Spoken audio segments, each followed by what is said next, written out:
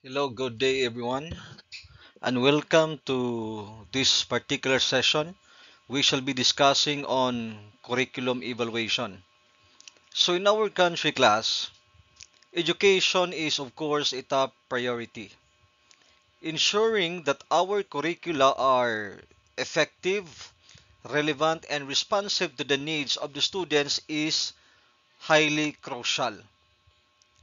Curriculum evaluation class, it is the systematic process of how well a curriculum meets its goals and how it can be improved. Okay? So it involves collecting and analyzing the data to determine whether students are learning what they need to learn as embedded in the curriculum.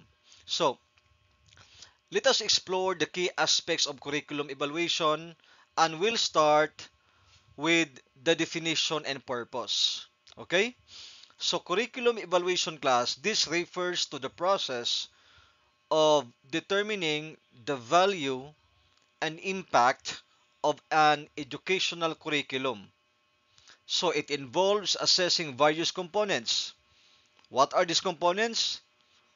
Content, instructional methods, learning materials, and assessment strategies. So, the purpose of this curriculum evaluation is assessing the effectiveness, efficiency, and relevance of a curriculum in achieving its intended educational outcomes. So basically class, please take this note that in our country, in the Philippines, the K to 12 curriculum, please remember that all grade levels in the basic education from kindergarten to grade 12, it has, or the teachers are guided with the curriculum guide. So the curriculum guide, therein written the for example, the subject kasaysayan ng Asya, no? It is taken by grade 7 students, Araling Panlipunan or Social Studies. So, the curriculum guide, it has the intended learning outcomes or the competencies, no? Mauna sa giila na to nga objectives class if we write it down to our lesson plan. It has the content standard, the performance standard.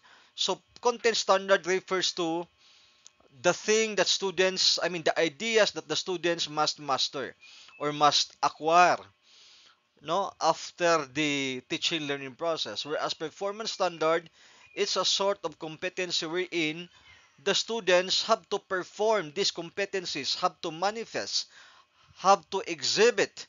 No, it depends upon the kind of assessment and evaluation done by the teacher class. Okay?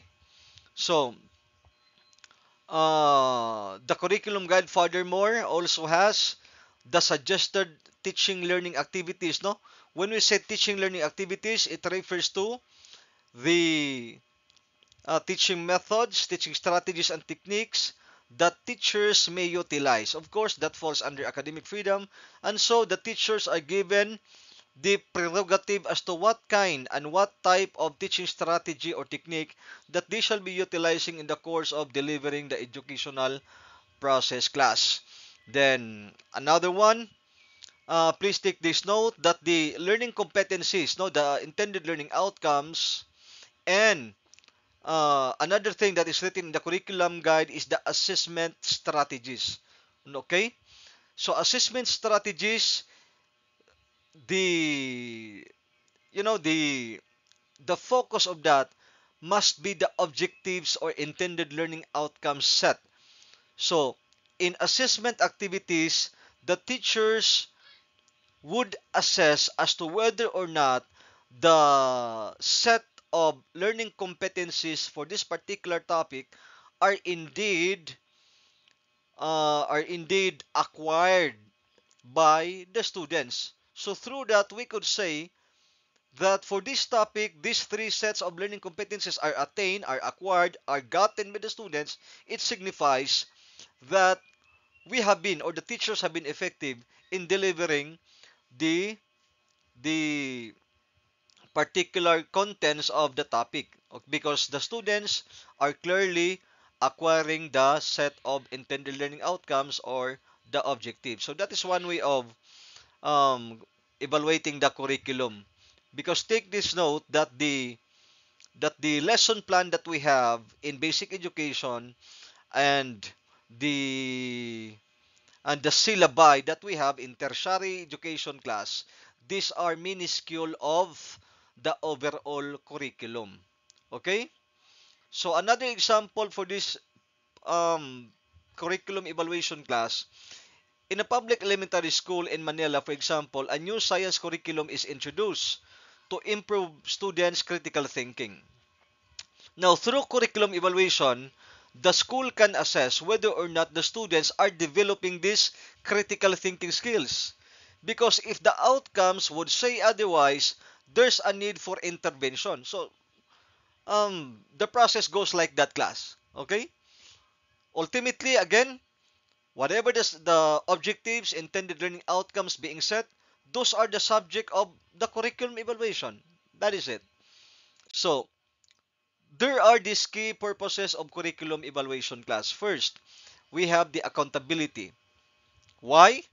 This accountability has to ensure that educational institutions meet required standards. Okay? For example, a certain school might evaluate its math curriculum to ensure whether or not this curriculum implemented by a certain school really is aligned with the DepEd standards. And take note, both public and private schools are mandated by the Department of Education as the regulating body, superintending, overseeing the operations, the implementations of the curriculum.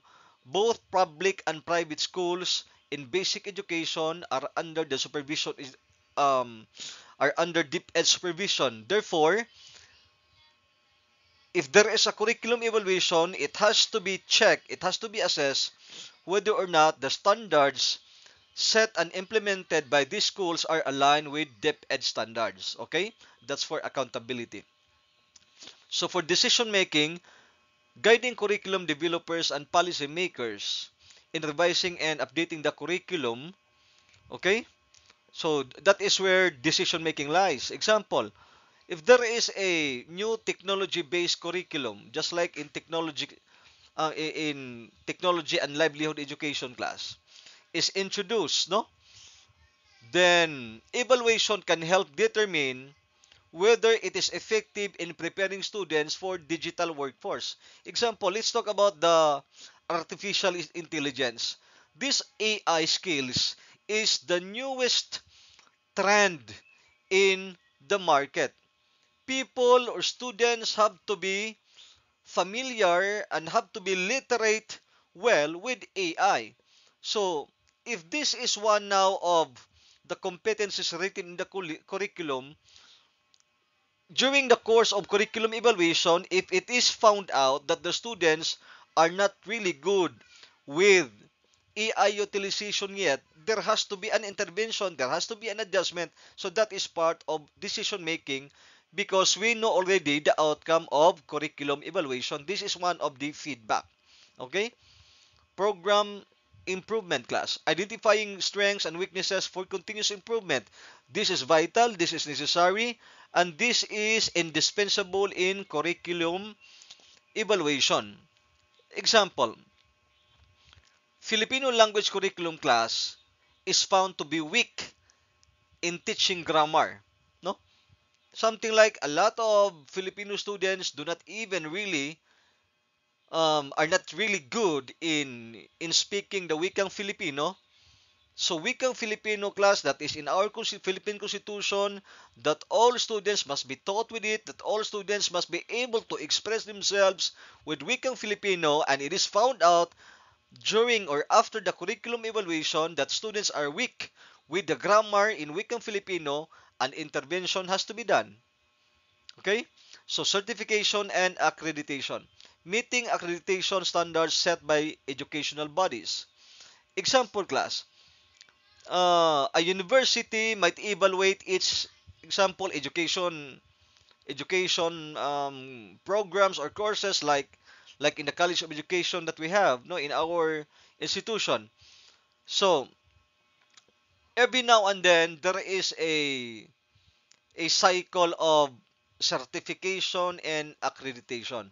Just like in our college, we just have attained the certificate of program compliance provided to us by Commission on Higher Education after CHED has thoroughly and exhaustively found that we are of minimum standards, or we are of great standards of implementing the curriculum provided to us by the Commission on Higher Education, and so we are given the certificate of program compliance across different programs in college of education. However, the curriculum evaluation does not stop there. That's why there are accreditations that shall be conducted by accrediting agencies to ensure that our programs offered are always in compliance, and we are, or the institution, the university is delivering the quality educational services. Okay? So these are, again, the key purposes of curriculum evaluation. If you are able to take this note, or if you are able to notice this one, the purpose of curriculum evaluation is really, no, undoubtedly to ensure that the quality educational services are indeed exactly delivered, because our students, the backbone of our nation, country, the future leaders of this beloved motherland, will really be equipped with necessary skills, attitude, and knowledge. So they could be governing and they could become productive citizens of our country class. So, by the way, there are types of curriculum evaluation. We have the formative, the summative evaluation, diagnostic, process evaluation, and product evaluation. Now, for the formative evaluation, this is conducted during development or implementation of a curriculum. Why? So this focuses on identifying potential improvements. Okay, that's why formative. So this is a sort of corrective by nature. So, example, during the pilot phase of, for instance lang, uh, history curriculum, no? As written in the K to 12, teachers, it is found out that teachers are not really implementing a parallel assessment methods or strategies in accordance with what is being set in the intended learning outcomes. So as a form of formative evaluation, there's a need to adjust. There's a need to reinvent. There's a need for the teachers to ensure and select a method that is vertical and articulated well with the set intended learning outcomes. Okay? And that happens once again for formative evaluation during the implementation, I mean during the development or the implementation of a curriculum. Okay, those are the key terms. So for summative evaluation class, what is this one? So this is conducted after a curriculum has been implemented. Summative evaluation assesses the overall effectiveness of the curriculum. Okay? For instance, at the end of the semester, so the students might take a standardized test to measure their knowledge of a particular subject that the students have taken of this semester that has just ended. So through that, we can summatively assess whether or not students really gain most of the competencies. If, okay, ideally, all the competencies must be learned, must be acquired, must be possessed by the students, and above all, must have been exhibited by them also. So, diagnostic evaluation identifies learning difficulties. So, what is this thing, class, by the way? This type aims to identify learning difficulties or deficiencies in the curriculum. Okay? Helping educators tailor instructional strategies. For example, students uh, th- they struggle with algebra. Okay? So diagnostic evaluation might reveal that the curriculum lacks sufficient practical problems wherein the students' knowledge are being applied to. So, for this thing, if that is the case, therefore, the problem, the root cause, which is the lack of sufficient practice problems, have to be implemented. Okay? So problems identification is not just for the sake of identifying it. After knowing, after discovering, learning the problems, there has to be a sort of intervention, not just letting the problems grow and escalate to worst case scenarios class. So for product evaluation, this focuses on implementation processes. So examining how the curriculum is delivered and the extent to which planned activities are carried out. Okay, that's for process evaluation. Again, examining the curriculum, uh, examining how the curriculum is delivered and the extent to which these planned activities are being implemented or carried out. Example, a process evaluation might reveal that teachers in a school are not using the provided lesson plans effectively. As I mentioned earlier in this video, that all levels from kindergarten to grade 12 under basic education curriculum guides are provided so that teachers will not have the difficulty anymore of determining what competencies have to be taught, have to be set, what teaching strategies have to be utilized, and what type of learning assessments can be appropriately used in parallel with the intended learning outcomes. So matters like that class, it involves process evaluation. Okay? So as I mentioned repeatedly, if there is a problem with the process, there's a need to formulate and implement an intervention. Okay? So for product evaluation, examines the outcomes of the curriculum, including student performance, skill development, okay, and knowledge acquisition. Again, product evaluation, this includes assessing, evaluating the student's performance, skills development, and knowledge acquisition.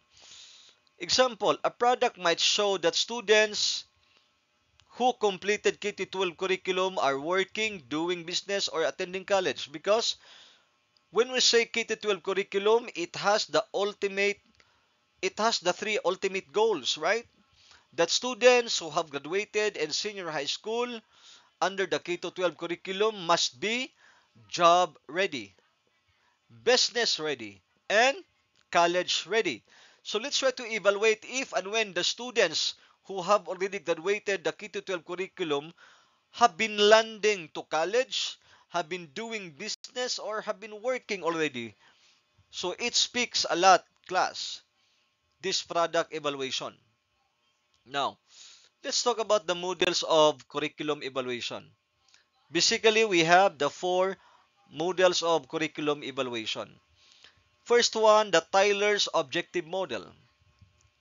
What does this focus, class?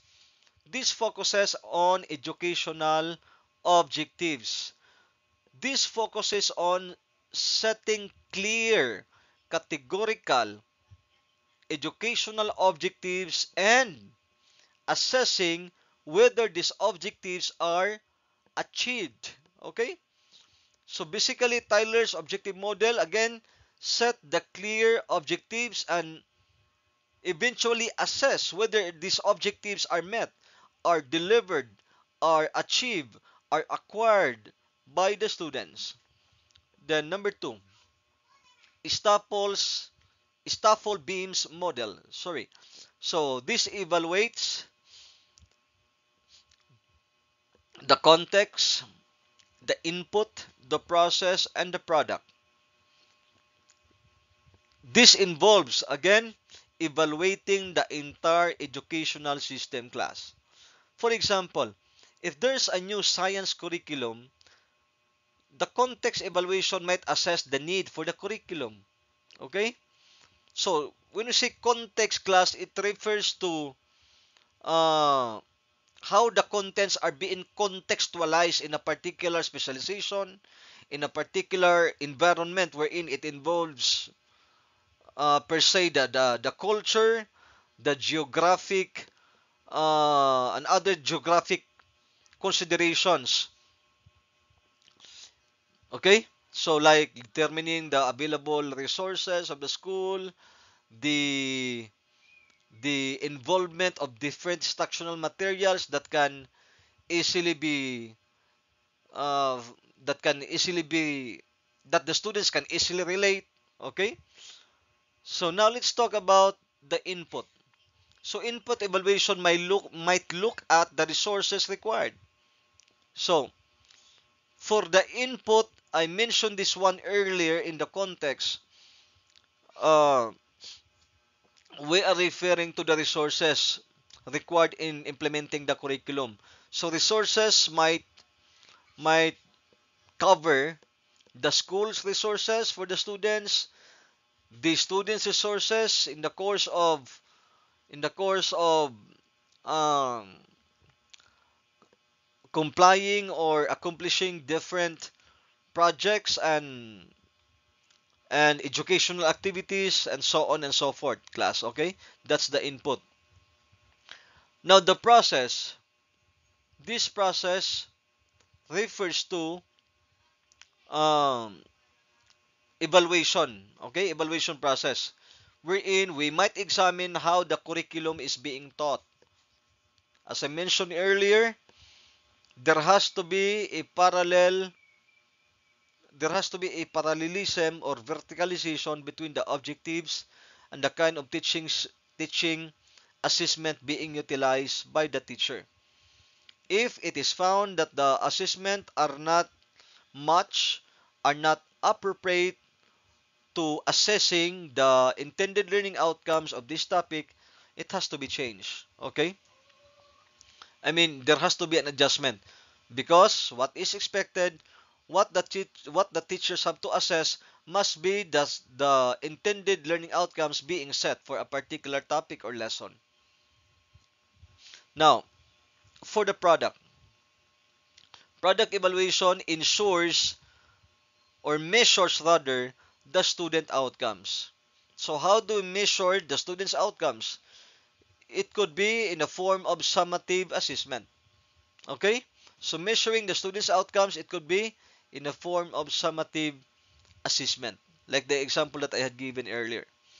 So, for stakes responsive model class, this emphasizes responding to stakeholders' concerns and feedback. By the way, when we talk about stakeholders, whom are we referring to? Who are these people? What is its scope, class?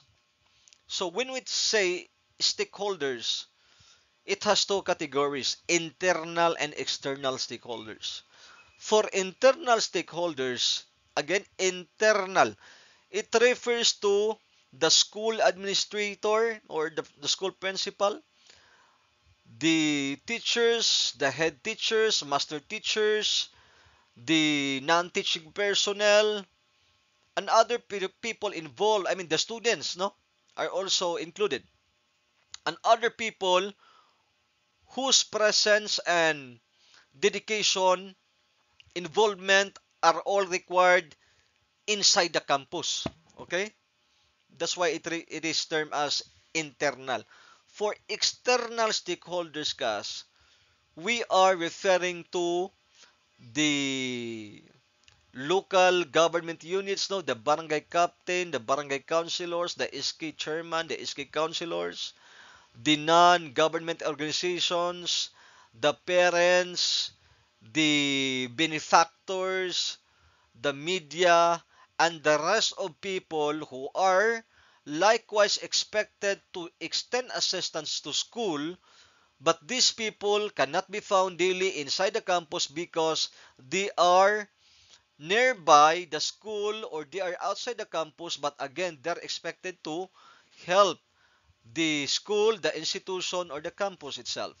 So these are what we call as the external stakeholders. That's why during Brigada Eskwela, internal and external stakeholders are going to have a collaboration to prepare the school a week prior to the opening of classes. So it's what we call as stakeholders summit during Brigada Eskwela, wherein external stakeholders, internal stakeholders are expected to work hand in hand to donate in cash, to donate in kind, or whatever assistance that they could provide just to help the school class for the benefit and best welfare of our students a week prior to the opening of the classes. Okay? So, a feedback coming from our internal stakeholders, coming from our external stakeholders, must be considered because it is significant, essential, and vital for the improvement of the curriculum. That's why external stakeholders are invited during curriculum evaluation, curriculum assessment.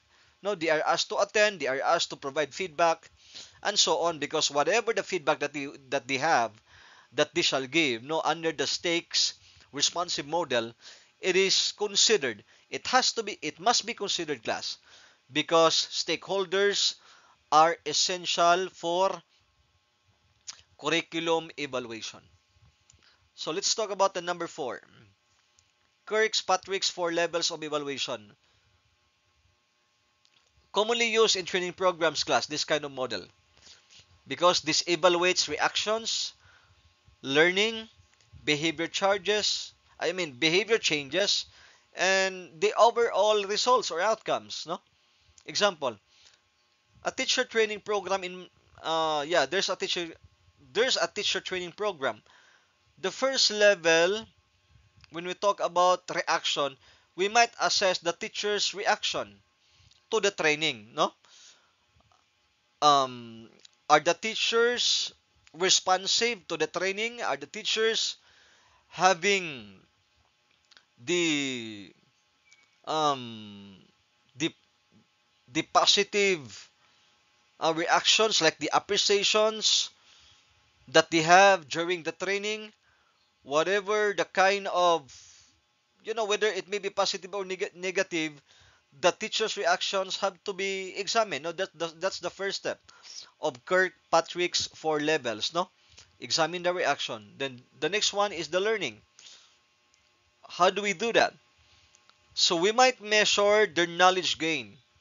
So after the training, we might assess as to whether or not the participants of this teacher training are indeed able to grasp, able to learn and acquire the expected intended learning outcomes of this training seminar. And so to contextualize that in curriculum evaluation, we just have to do the same. Okay, we just have to, again, first examine the reaction, then assess whether the participants learned the set of intended learning outcomes. Then the third level is behavior changes. So we might also look whether or not the participants, the teachers who attend the training have actually implemented the learnings that they have gotten, no, that they have learned, that they have acquired. Then lastly, class, let us examine the overall results. Okay? Let's try to evaluate the impact of these of these,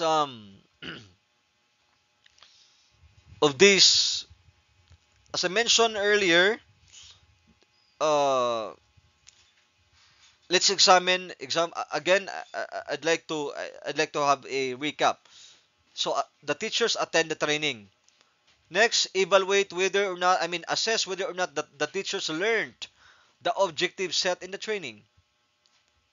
Then Let's examine whether the teachers have the positive changes, no? How can we say that there are positive changes if the teachers are able to implement what they have learned? So, and the final stage is let's try to measure the impact of this implementation done by the teachers. So because of the training that they have attended, they learn, then the teacher implement what they have learned. Now let us try to examine the impact of this implementation to the students' class. Okay, that's how we do the Kirkpatrick's 4 levels of evaluation. Now let's examine the steps in curriculum evaluation. We have the following steps. First, define the objectives. I mean, we have to set the goals clearly, class. We have we have to utilize the principle, I mean the acronym SMART, right?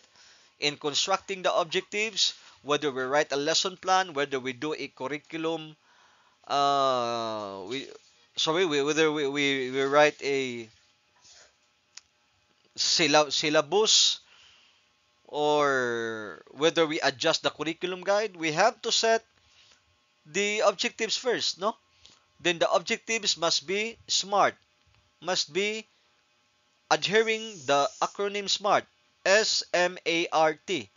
So, SMART stands for specific, measurable, attainable, results-oriented, and time-bound class. Okay? So, selecting evaluation methods. We can use the qualitative or the quantitative. When we say qualitative, we are dealing with the holistic evaluation of emotions, feelings, and perceptions, wherein we can just utilize few participants. Contrary to quantitative tools, class, we have to gather plenty of respondents as much as possible so we could quantify the set of variables. Okay, that is the limitation. For qualitative, we are limited with the number of participants, though we examine holistically the feelings, emotions, and perceptions. But in quantitative class evaluation, we are just setting the indicators, the sub variables, no? So we do not examine holistically, but we are gathering and letting hundreds of respondents to answer our questionnaires. Okay? So qualitative and quantitative evaluation methods have its own advantages and disadvantages. So data collection. Gather relevant data from multiple sources, definitely, class. So it includes the students, the teachers, administrators, and parents. Okay? We could not just rely on the perceptions. Example, for the implementation of this the new curriculum, Matatag curriculum class, whatever the changes it has, we have to gather the data by asking the school administrators, the teachers, the students, the parents, and other stakeholders involved, no? Data analysis. We interpret the collected data. How do we do that? We can use statistical tools. Okay? Commonly, class, for quantitative, the SPSS software class has been utilized. For qualitative, we can do the thematic analysis or have the InVivo software. So the reporting of findings, present actionable results. It's a clear and actionable format. No, it has to be clear and it has to be actionable, because when we examine the findings, it speaks volume of informations wherein we can base our recommendations on. We can anchor our recommendations based from these findings. It has to be parallel, no? We cannot make we cannot recommend um, things to do or steps to be taken without being anchored on the findings itself, class. So obviously recommendations are there, have to be made for improvements. Then So, implementing changes. Anyways, it's in the previous slide. So, implementing changes class, apply, recommend changes, and monitor. Not just recommending, but we have to monitor the effectiveness of the recommendations. So, it's going to be a cyclical. So, this is a form of feedbacking already. Now, let's talk about finally, no? I mean, we have to determine the challenges in curriculum evaluation. So, based on different existing literature and studies class, it has come up with these 5 themes of the challenges encountered by the internal and external stakeholders in curriculum evaluation. First, resistance to change. No? There are many teachers who actually may resist with new methods. Okay, so teachers and administrators maybe just maybe because they are afraid to uncertainty, unfamiliarity, going beyond the comfort of the existing curriculum. So they may be resistant. They may be reluctant to the existing um to I mean to the new methods introduced to curriculum. Second, resource constraints, no? Limited funding, no? The time, the personnel. All of these can hinder comprehensive evaluations. So data collection issues class, this refers to incomplete or biased data can compromise the evaluation process. Example, if a school only collects data from small sample of students, no, in the case of qualitative, the result might not be representing the entire student's body because out of 1,000 students that we have in the campus, we only ask, we only interview, we only let 10 students to answer the quantitative survey questionnaire. So that is a big no-no class. There's a problem with that, no, in our data collection. So for the lack of expertise, evaluators, some of them may lack necessary skills or training to conduct meaningful, impartial, objective, highly objective assessments. Then political and social pressures class. This refers to external influences. External influences that may also affect evaluation. Okay? Like government bodies, advocacy groups, and societal expectations. This all of this can influence positively or negatively the evaluation outcomes. Example, if there's a school might face pressure to show positive results in order to receive funding. So in that case, if the school would just let the data speak for itself, they might not be able to receive the funding because for you to receive the funding, there are certain qualifications. And one of the qualifications, the school has to present the worst case existing scenario.